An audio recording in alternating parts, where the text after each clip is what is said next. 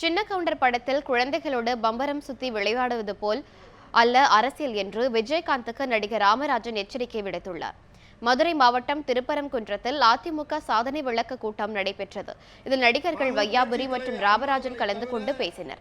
அப்போது நடிகர் வையாபுரி காமெடியாக பேசுவதாக நினைத்து மிகவும் கொச்சை வார்த்தைகளில் பேசியதால் பெண்கள் முகம் சுழித்தனர்.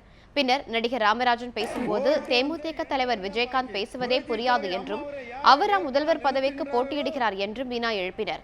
மேலும் சின்ன கவுண்டர் படத்தில் குழந்தைகளோடு பம்பரம் சுத்தி விளையாடுவதை போல் விஜயகாந்த் அரசியலை பார்ப்பதாகவும் நடிகர் ராமராஜன் விமர்சனம் செய்தார்.